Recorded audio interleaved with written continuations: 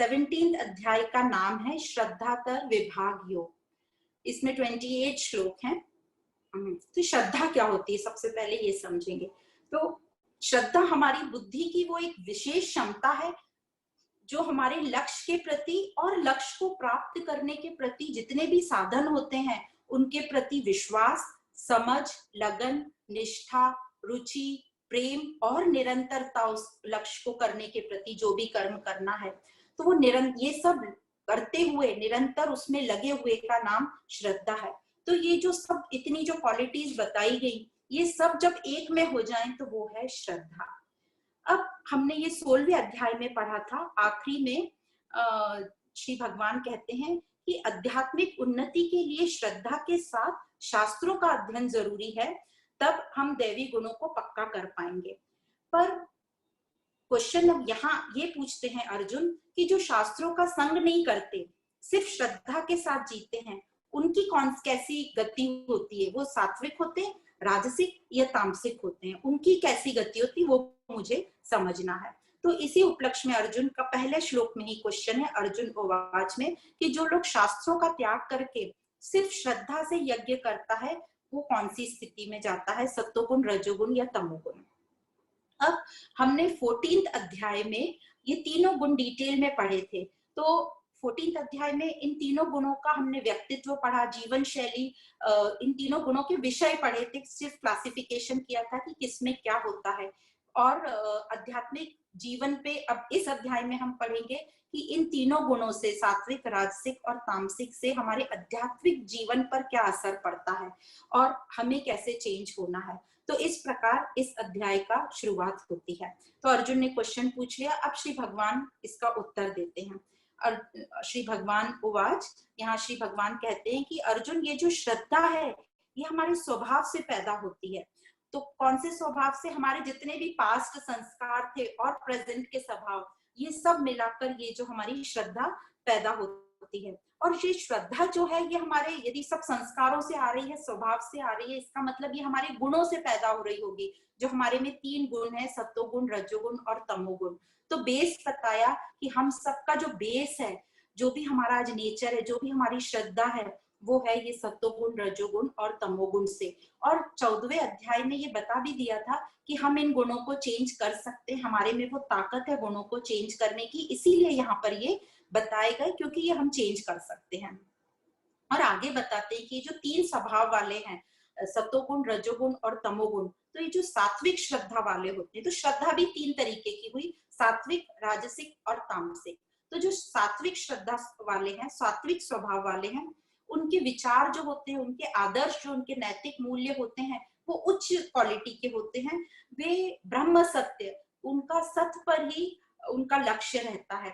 वे अपने साथ सबका कल्याण करना चाहते हैं और उनके भाव एकदम पवित्र होते हैं। तो जितने हमारे भाव पवित्र होंगे उतनी हमारे में पवित्रता और बढ़ती जाएगी, आती जाएगी।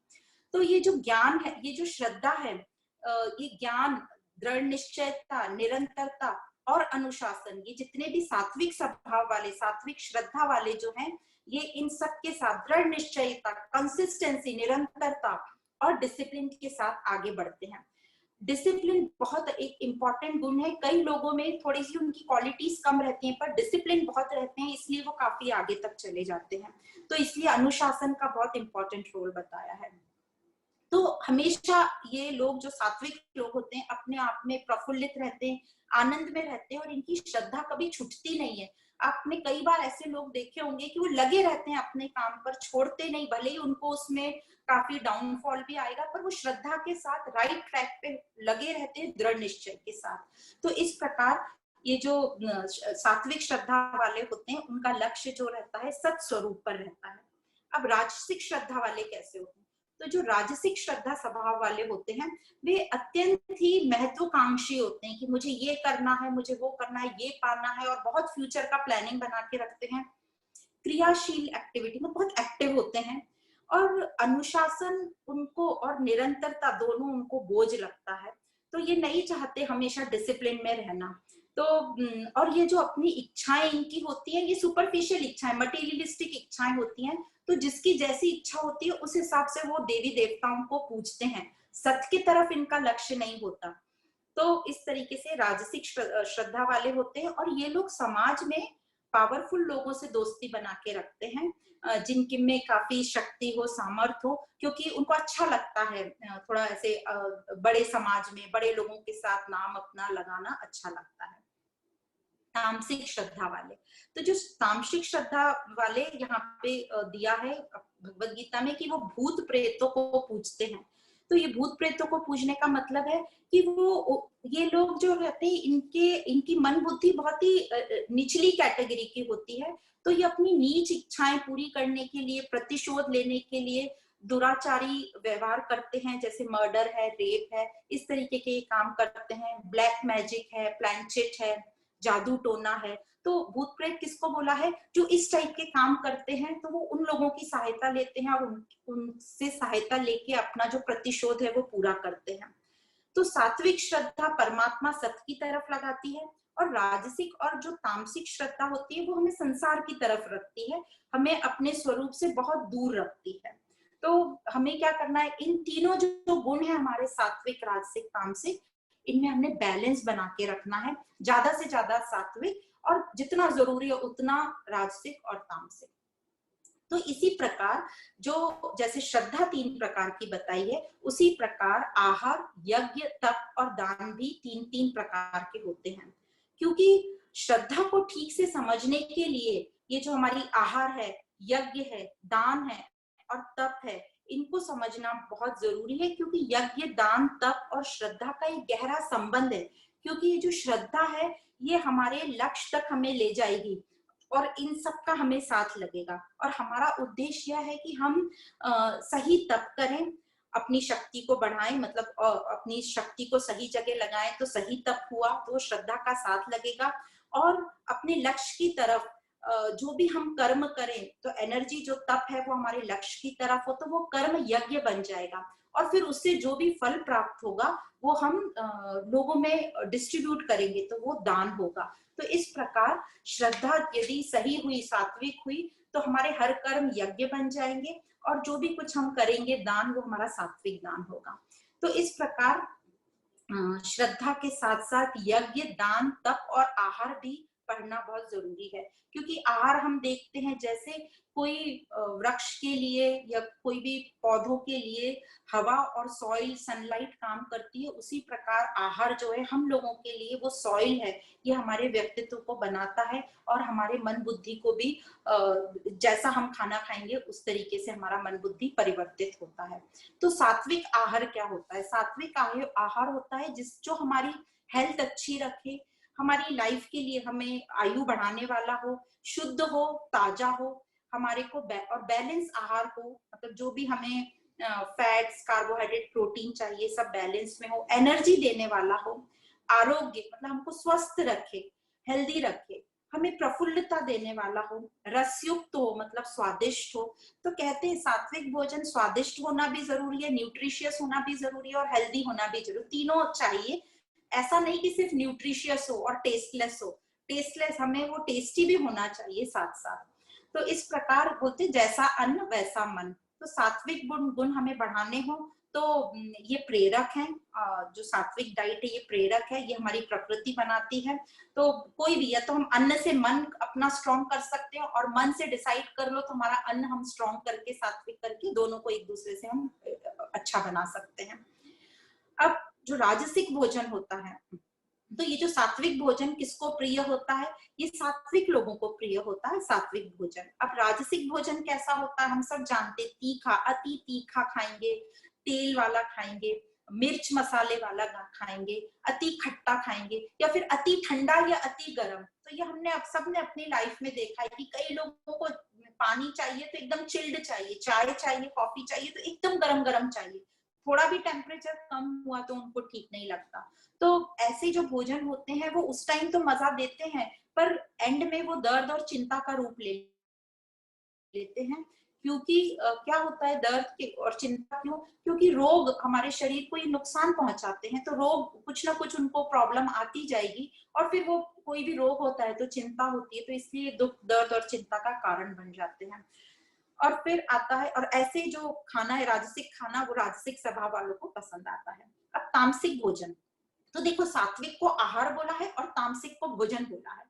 तो तामसिक भोजन कैसा होता है? रूखा, सूखा, ठंडा, बासी, बचा हुआ, तो इस प्रकार दुर्गंध वाला। तो ये जो तामसिक स्वभाव वालों को पसंद होता है। और ये जो तामसिक स्वभाव वाला जो भोजन करते हैं, ये तामसिक भोजन, ये यूजुअली आलस देने वाला होता है। तो देखना, कई बार कुछ कुछ आहार हम लेते हैं, भोजन हम करते हैं, तो उस दिन हमें वो सुस्ती आती है। तो हमने चेकिंग करना चाहिए कि हमने ऐसा क्या खाया जो हमें इतनी सुस्ती दे रहा है, ये लेजीनेस दे रहा है। तो तामसिक भोजन हमें आलस देता है। अब यज्ञ, सात्विक यज्ञ। तो जो सात्विक स्वभाव वाले होते हैं, ये यज्ञ जो करते हैं, कर्म और फल आसक्ति से नहीं करते, मतलब फल आसक्ति रहित होते हैं, निस्वार्थ भाव से करते हैं, लोगों की भलाई के लिए करते हैं, प्रेम भाव में करते हैं और उत्साह से करते हैं। तो ऐसे व्यक्तियों को प्रसन्नता भी होती है कि चलो मैं यूज आया सोसाइटी के। तो ये हुआ सात्विक यज्ञ। राजसिक यज्ञ क्या होता है? जो व्यक्ति अपने ज्ञान और धन का प्रदर्शन करने के लिए करते हैं, फल की चाहत रहती है, क्योंकि इतना प्रदर्शन किया है तो लोग उसको अप्रिशिएट करें। तो इन ऐसे लोगों को शांति नहीं मिलती है। भले ही वो बाहर से हमें लगता है कि उनको शांति मिल रही है, पर ऐसे लोगों को शांति नहीं मिलती, क्योंकि जितना वो चाहते हैं उतना उनको अप्रिसिएशन नहीं मिलता है। फिर होता है तामसिक यज्ञ। तामसिक यज्ञ जो बिना श्रद्धा के, बिना मंत्रों के होता है। बिना मंत्रों के मतलब कोई गोल नहीं हो, कुछ लक्ष्य नहीं हो, बस इसलिए कर रहे हैं कि रूटीन चलता आ रहा है, अहंकार सिद्ध करने के लिए करते हैं। तो इस प्रकार ये बिना श्रद्धा, बिना मंत्रों के और बिना लोगों को आदर दिए हुए, क्योंकि जब आप यज्ञ करते हो तो उसमें और लोग भी रहते हैं, तो ये किसी का आदर नहीं करते। इस प्रकार ये तामसिक यज्ञ कहलाता है। अब फिर आती है तप की बात। तो जो सात्विक तप है वो क्या है? तो तप में ही तप शरीर का है, वाणी का है और मन का है। तो सबसे पहले शरीर का तप लिया गया है। शरीर का तप मतलब कई लोगों को लगता है शरीर को कष्ट देना तप है, तो यहाँ क्लियरली बोल दिया शरीर को कष्ट देना तप नहीं है, बल्कि अपनी गलत धारणाओं से छूटना तप है। तो आत्मज्ञान से विवेकशील बनो, गुरु के प्रति आदर रखो, शुद्धि रखो अपने विचारों में, अपने शरीर में, सरल रहो, आर्जवम, और ब्रह्मचर्य का पालन करो, मतलब ब्रह्म में रमता, हमेशा अपना जो फोकस है सत्य की तरफ, अपना मनन चिंतन हमेशा ब्रह्म की, कि मेरा स्वरूप क्या है उसमें लगाएं। और अहिंसा, मतलब किसी को भी पीड़ा नहीं देना, किसी भी प्राणी को पीड़ा नहीं देना।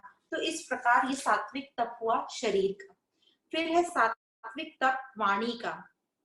तो वाणी, बार बार ये आ रहा है, अपने शब्दों को मीठा रखो, मधुर रखो, हितकारी हो, मतलब सत्य हो, प्रिय हो और हितकारी हो। सत्यम, प्रियम, हितम, ये 3 शब्द आते हैं इसमें।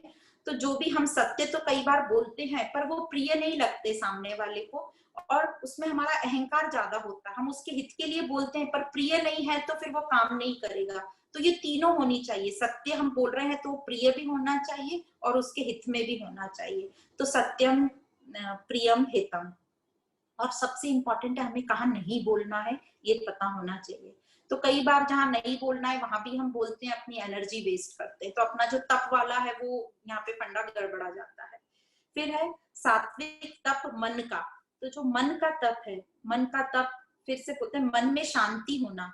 अब ये शांति और धीरज मन में कैसे कब भंग हो जाती है हमारी शांति? जब हम बहुत स्वार्थ में रहते हैं, सेल्फिश होते हैं, हमारी बहुत इच्छाएं होती हैं, तो हमारी शांति और धीरज दोनों भंग हो जाता है। और या फिर हम बहुत छल कपट में कुछ लगे रहते हैं, तब हमारा जो मन है वो स्वरूप से बहुत दूर चला जाता है। और एक और जो मन का मौन बोला गया है, तो हमने वाणी का मौन तो समझ लिया, पर मन का मौन क्या है? तो कई बार हमारे साथ ऐसा होता है कि हम शिकायतों में इतने लगे रहते हैं, क्योंकि हमारा मन शांत नहीं है, हमें पास्ट की बहुत शिकायतें, क्योंकि हम पास्ट में ही ज्यादा रहते हैं, तो पूरा शिकायतें करते रहते हैं। तो जो बोलते हैं ऐसे भगवान आपसे आके बात भी कर रहा होगा तो भी हम सुनते नहीं है उसके, हम अपनी शिकायतों में ही पूरा लगे रहते हैं, हम उसको बोलने का मौका ही नहीं देते हैं। तो इसलिए मन में शांति और धीरज रखना है। और या याद रखना, इसका एक प्रिंसिपल बहुत अच्छा है कि हमेशा याद रखो, शिकायत करते टाइम या कोई भी कंप्लेन करते टाइम यह समय भी बीत जाएगा। तो इसके ऊपर एक बड़ा सुंदर सा दृष्टांत है कि एक बार एक राजा था, तो वो अपने गुरु से हमेशा कंप्लेन करता रहता था कि मेरा राज्य ठीक तरीके से नहीं चल रहा है, जो मेरा बेटा है वो बिल्कुल भी ठीक तरीके से ध्यान नहीं दे रहा है, उसका मन तो कहीं और ही है, ऐशो आराम में, शिकार में चला जाता है। तो वो उसके गुरुजी हमेशा बोलते थे बीत जाएगा, ये समय भी बीत जाएगा। और फिर वो जो गुरु थे कहीं यात्रा पे निकल गए और 25-30 साल बाद लौटे उस राज्य में। तो जब वो 25-30 साल बाद लौटे गुरु, तो फिर से वो राज्य में गए राजा से मिलने। तब राजा बहुत वृद्ध ओल्ड हो चुके थे। मिलने गए तो उन्होंने पूछा क्या हाल चाल है, तो राजा बोले सब एकदम बढ़िया चल रहा है, मेरा राज्य ने बहुत प्रगति कर ली और मेरा बेटा बहुत अच्छे से राज्य को संभाल रहा है। तो गुरु ने फिर से एक ही आंसर दिया, ये समय भी बीत जाएगा। तो कोई भी समय हो वो बीतने वाला ही है। तो हमारे मन में धीरज रखें, शांति रखें। धीरज और शांति रखेंगे, साथ में हमारा सेवा भाव और त्याग भाव होगा मन में, और क्षमा भाव होगा, तो हमारे विचारों की क्वालिटी एकदम बेस्ट हो जाएगी। क्वालिटी टेक्सचर हमारे विचारों का परफेक्ट हो जाएगा। तो ये सब हम मन के तप में आता है और इसको करना हम कर सकते हैं इसको। फिर आता है जो अभी तक बताया सात्विक तप, शरीर का, मन का और वाणी का। तो इन सब में जो सात्विक लोग होते हैं, सात्विक तप करने वाले, ये ब्रह्म मुहूर्त का बहुत फायदा लेते हैं। उनको कोई भी चीज पक्की करनी हो, दृढ़ निश्चय करना हो, तो ब्रह्म मुहूर्त जो सुबह का 4 से 6 बजे का वक्त होता है, उसमें इनकी प्रैक्टिस बहुत अच्छी होती है।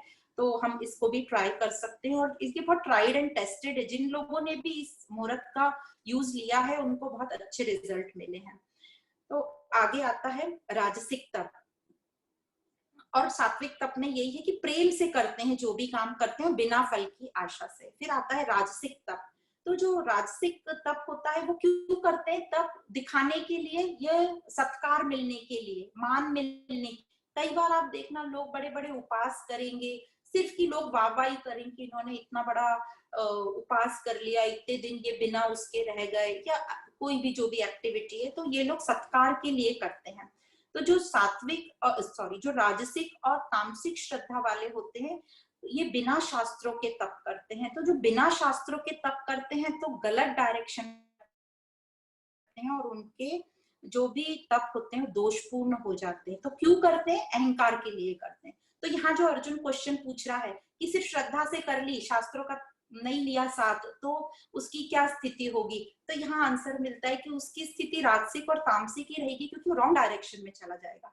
पर कई लोग आपने देखा होगा कि वो शास्त्रों का साथ नहीं रखते, पर कुछ लोगों का साथ रखते हैं जो शास्त्रों से जुड़े हुए हैं, तो वो उनको राइट डायरेक्शन में ले जाते हैं। ये होता है या तो उनके कोई पूर्व संस्कार से कि वो उस डायरेक्शन में आ गए, उनको ज्ञान ज्यादा नहीं है पर उनको ये पता है कि कोई ना कोई पावरफुल शक्ति है, तो इस तरीके से वो उस रास्ते पे चल पड़ते हैं। फिर आता है राजसिक तप, सिर्फ सत्कार के लिए और मान के लिए किया जाता है। और जो तामसिक तप है वो तो अज्ञानवश स्वयं को पीड़ित करने के लिए। कई बार देखना है लोग अपने आप को जो मारते हैं या अपने आप को बहुत कष्ट देते हैं, तो खुद को भी पीड़ित करते हैं और देखने वालों को भी दुखी करते हैं। तो इस तरीके से अंगुलीमाल का जो दृष्टांत आता है कि वो जो अंगुलीमाल था वो एक तरीके का असुर था, जिसने गांव के सब लोगों को डरा के रखा था। जो भी वो गांव से बाहर निकलता था, गांव के थोड़ी दूर उसने अपना जो पूरा आश्रम बना के रखा था, जो भी वहां से निकलता था उससे चोरी करता था सब, और जो नहीं देता था उनको माल, उनकी उंगली काट के उसकी माला पहनता था। तो एक बार भगवान बुद्ध वहां से जा रहे थे, तो उसने देखा भगवान बुद्ध रुके नहीं इसने रोकने के बाद भी, तो उसने भगवान बुद्ध से पूछा कि आप कौन हो? मैं यहाँ का बहुत बड़ा राक्षस हूँ, मेरे से सब लोग डरते हैं, आप बिना डरे चलते गए। तो बुद्ध ने कहा कि तुम क्या कर सकते हो? तो उसने बोला मैं दुनिया में जो चाहो सब कर सकता हूँ। अहंकार रहता है इन लोगों में और गलत अहंकार रहता है। तो महाराज बुद्ध ने कहा कि अच्छा ये जो पेड़ पर पत्ते लगे 100 पत्ते तोड़ के लाओ। तो बोले ये तो बहुत सरल है, 100 पत्ते तोड़ के ले आया। तो महाराज बुद्ध ने कहा कि ये तू पत्ते वापस जोड़ दे। तो अंगुलीमाल ने कहा ऐसी कैसी बात कर रहे हो, जो चीज टूट गई है वो जुड़ थोड़ी ना सकती है। तो भगवान बुद्ध ने उसको इतना ही कहा कि जो चीज तुम वापस जोड़ नहीं सकते उसको तुम तोड़ क्यों रहे हो। बस ये एक सेंटेंस से वो अंगुलीमाल को ज्ञान हो गया। उसने भगवान बुद्ध के पैर पकड़ लिए और उनका भक्त बन गया, और फिर वो बाद में एक बड़ा महात्मा कहलाया। तो किसी का एक सेंटेंस हमको इतना छू जाता है कि हम उससे चेंज हो जाते हैं। तो इस प्रकार ये राजसिक और तामसिक तप वाले होते हैं। अब आता है सात्विक दान। दान मतलब चैरिटी। तो जो सात्विक लोग होते हैं वो दान अपना कर्तव्य समझकर करते हैं, दिल से करते हैं, और वो अपनी बुद्धि से चेक करते हैं कि सामने वाले को जरूरत है कि नहीं। कई बार ऐसा होता है हम दान कर देते हैं पर हमें बाद में पता चलता है कि वो गलत जगह चला गया। तो ये जो सात्विक बुद्धि वाले लोग होते हैं, दान जो करते हैं, ये अपनी बुद्धि को समय जगह पर रख के, देश काल पात्र देख के दान करते हैं। तो आजकल के युग में हमको भी देख परख के दान करना है कि कहीं हम गलत या फ्रॉड जगह अपना चेक ना दे दें। फिर है राजसिक दान। राजसिक दान वो इसलिए करते हैं कि उनको रिटर्न में कुछ चाहिए, या तो बिजनेस बढ़ाना है या नेम के लिए, फेम के लिए। फिर है तामसिक दान।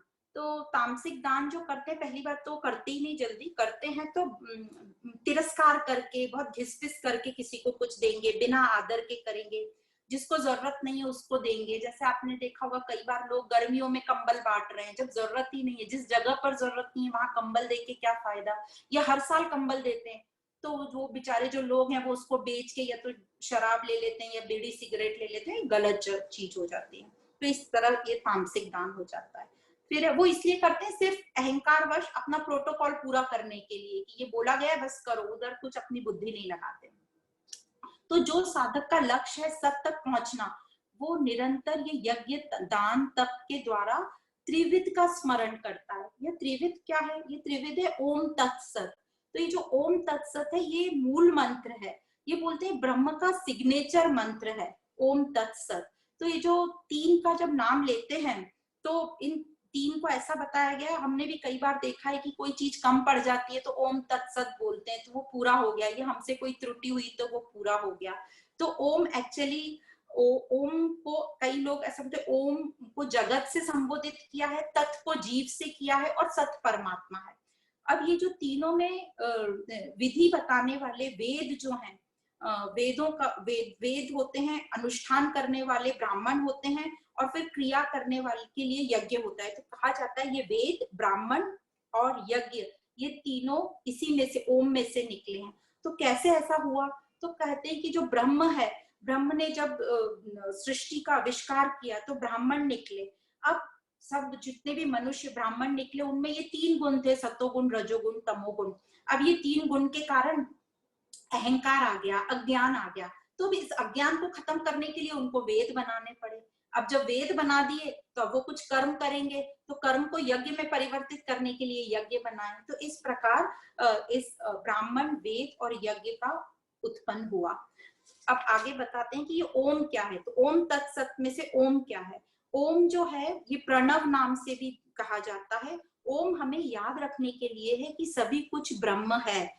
तो सात्विक मनुष्य हमेशा याद रखता है कि जो जो हमारे में मूल चीज है, जो हमारा तत्व है वो ब्रह्म है, और उसे याद रहता है कि ब्रह्म के द्वारा ही हो रहा है, ब्रह्म ही करवा रहा है, और ब्रह्म के लिए ही हो रहा है। तो तीनों जो त्रिपुटी है, करने वाला, जिसको मिल रहा है और जिसके द्वारा हो रहा है, सब ब्रह्म है।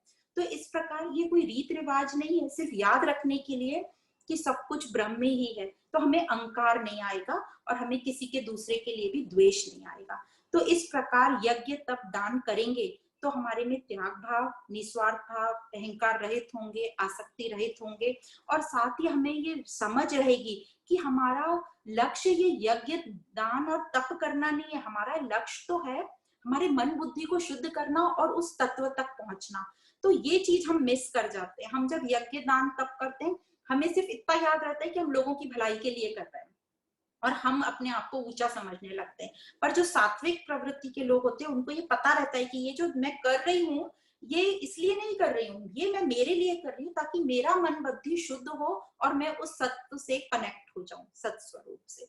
तो उनको ये बहुत पक्का रहता है, और उनको ये परमात्मा का ज्ञान उनको बहुत अच्छे से समझ होती है, और उनका लक्ष्य होता है सर्वज्ञ से मिलने का। फिर दूसरा आता है तत् शब्द क्या है?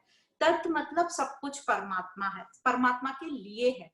तत् सब कुछ परमात्मा के लिए, ऐसा कहकर कि मैं जो भी कुछ कर रहा हूँ परमात्मा के लिए कर रहा हूँ। और इस प्रकार वो यज्ञ तप दान आदि करते हैं। तो जब ये सोच के करते हैं कि जो भी कुछ कर रहा हूँ परमात्मा के लिए, जिसके लिए कर रहा है वो भी परमात्मा का स्वरूप है, तो उनके मन में एक सेटिस्फाइड फीलिंग आती है, तृप्ति की फीलिंग आती है। उनका जो लक्ष्य फोकस होता है वो एकाग्रचित होता है, उनमें एक कॉन्फिडेंस, आत्मविश्वास रहता है, और रिलैक्स रहते हैं। और जो प्रफुल्लता से करते हैं ऐसे काम, तो जब वो प्रफुल्लता से करेंगे और पूरा एकाग्रचित होकर, तो 100% जो भी वो कर्म करते हैं जिसके लिए करते हैं उसके पूरा 100% उसमें फोकस रहता है।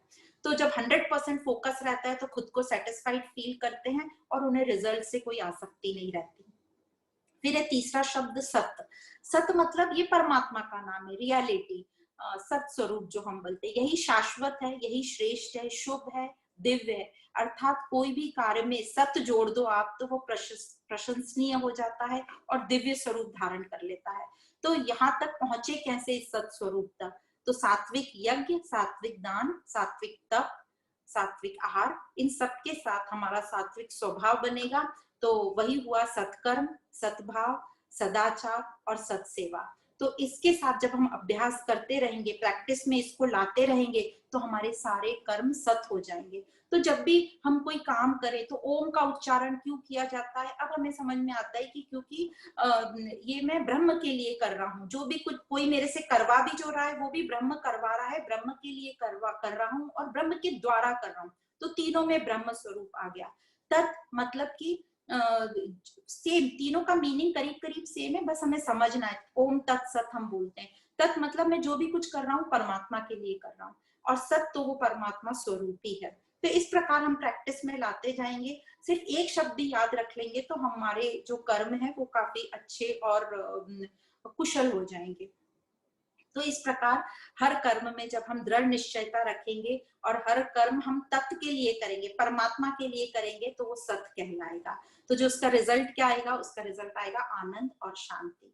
तो संत रहीम जी कहते हैं, एक साधे सब सधे, सब साधे सब जाए, रहीमन मूल ही सींच जो फूले फले उगाए। मतलब हमें एक सत्य स्वरूप पे अपना लक्ष्य रख के कोई भी काम करना है तो हमारे सारे कर्म यज्ञ सत्य यज्ञ कहलाएंगे। तो इस प्रकार हम इस श्रद्धातर विभाग योग के आखिरी श्लोक में आते हैं कि बिना ज्ञान, बिना श्रद्धा से किए जाने वाले जो यज्ञ होते हैं वो असत कहलाते हैं। उससे हमारी आध्यात्मिक उन्नति नहीं होती। भले ही हमारा टाइम, एनर्जी, मेहनत सब लगता है, पर क्योंकि वो रॉन्ग डायरेक्शन में लगता है तो न तो उससे सुख मिलता है, न सिद्धि मिलती है, न शांति मिलती है। तो भले ही हम थोड़े इंटेलिजेंट कम हो, हमारे में टैलेंट कम हो, पर हम जो भी करें वो ज्ञान और श्रद्धा के साथ करें, तो उससे हमें पूर्णता की फीलिंग आएगी, सेटिस्फाइड फीलिंग आएगी, और इस प्रकार हमारे कर्मों में श्रेष्ठता आएगी। तो कर्मों में श्रेष्ठता का जो एक पासवर्ड बोलते हैं वो है श्रद्धा। तो श्रद्धा, ज्ञान के साथ श्रद्धा से लगे रहो। तो ये श्रद्धा का एग्जाम्पल एक मुझे बहुत जो अच्छा लगता है कि जिस प्रकार हमें पूरा विश्वास होता है, हम जब ट्रेन में बैठते हैं या प्लेन में बैठते हैं कि हम अपने गंतव्य स्थान पर पहुंच ही जाएंगे, तो उसी प्रकार, हालांकि हमने ना वो ट्रेन का ड्राइवर कभी देखा है ना कभी प्लेन का पायलट देखा है, तो उसी प्रकार जो हमारी जीवन की गाड़ी चला रहा है उस परमात्मा पे हमें क्यों विश्वास नहीं होता? तो ये सोचने वाली बात है। दूसरा, एक छोटे से बच्चे को जब ऊंचा हवा में उसके पिता उछालते हैं तो वो गदगद होकर हंसता है। क्यों? क्योंकि उसको पूरा विश्वास है कि मेरा जो पिता है वो मुझे संभाल लेगा। तो यही विश्वास हमारे में क्यों नहीं आ रहा, ये हमें विचार करने की बात है। तो ये श्रद्धातर विभाग योग यहाँ समाप्त होता है और इसमें 28 श्लोक हैं। 1 से 7 तक सात्विक, राजसिक, तामसिक श्रद्धा बताई गई। 8 से 10 तक सात्विक, राजसिक, तामसिक आहार बताया गया।